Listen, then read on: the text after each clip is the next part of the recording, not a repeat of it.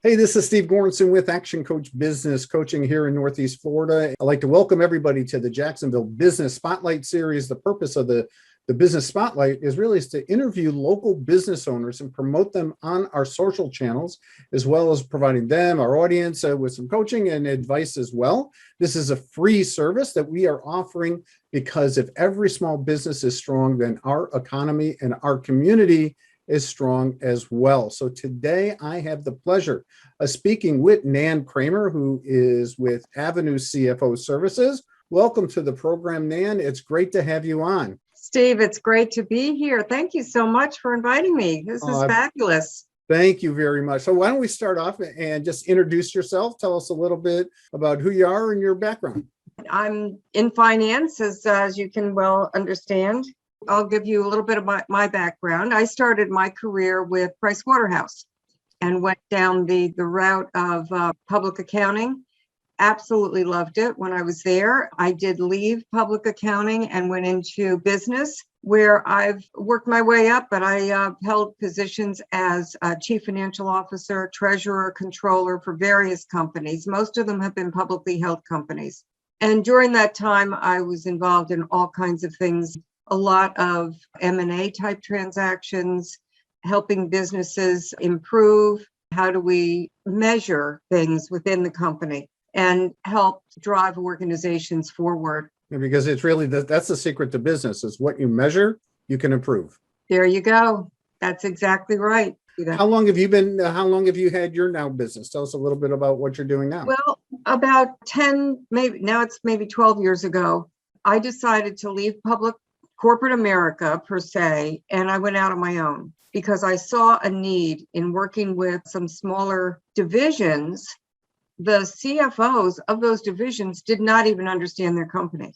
Mm-hmm. And I'm like, oh my gosh. So it was a revelation to me that business owners really sometimes just need help going through. They understand many of the aspects of their business. They usually understand the sales aspects, the marketing aspects. But when it comes to the financial aspects and how to really make sure that you're growing, but you're growing profitably. Because accounting is really the language of business, and you really have to understand that. And for a business owner, you don't need to be the expert, but you need to know enough to ask somebody like you for either help or at least to help you to translate that for them. Very good. Absolutely. I've told some of my clients that, well, I'm bringing the Wall Street financial acumen to Main Street. Sort of some of the best practices that we implemented over time. The smaller businesses don't have any access to that. Who are you serving now? I have several clients that are in the, I'm going to say, $1 million to $15 million revenue range. And what we do is we look at their business, we look at what they've been doing and how they've been doing it, but we also assess their cost structure. I usually work with them first to get to what are their true fixed costs, so that when you wake up in the morning, the first of every month, what do I have to cover? But then it's when I want to achieve a certain result, the bottom line, how many services, how many different things do I need to do to get the results I want? So we quickly take the numbers, but we convert it into metrics. In Action Coach, we have a thing where we call it 5 drivers of profitability. Most business owners know how many customers they have, what the revenue is, what the profits that they have. The thing is those are outcomes. What are the drivers to go in there? So if you want more customers, there's 2 things that you need to measure. And that's how many leads am I generating? And then how many of those leads am I converting to customers?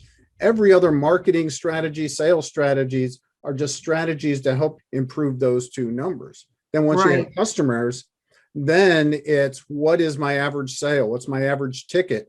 And then how often are my customers buying from me? Because those are the 2 numbers that drive your revenue. And then obviously then there's profit margin, which will lead to profit. If you're not measuring those metrics, you're winging it, and winging it is not a strategy. I can't remember who told me that, but I love that one. Right. That's excellent, and exactly what you just said. That is how I try to focus my clients. Look at numbers, but what do the numbers say to us? How do we interpret them? And what's the best way to really use the knowledge of what they provide? I work with clients in terms of what their pricing, and are they capturing all of the costs in that process that they should. It's interesting because most entrepreneurs know their competition and they know what they can achieve in terms of pricing, but do they really understand maybe what more they could in fact charge, or what are some of the other services that they could provide to create more value?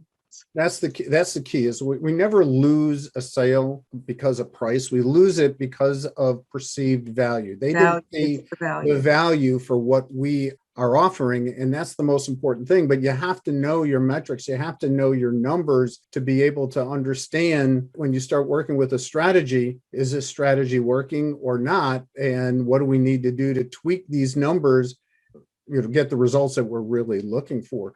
This has really been a crazy year and a half for businesses, where we went from total shutdown to we started to slow up. But how has COVID and this past year, how has that affected on your business? It's interesting because many clients that I've been working with have actually done very well during this time frame. So I work with many companies locally, but I also am now working with many companies throughout the country. I'm also working with a company that does turnaround management.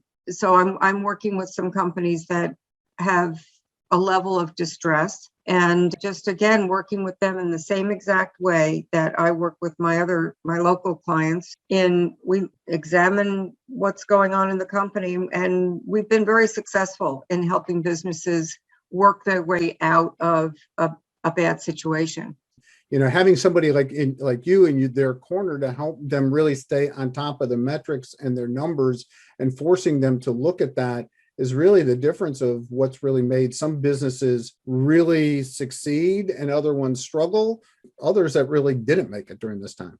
I think people have learned that they can work differently than they had worked before, and it does work.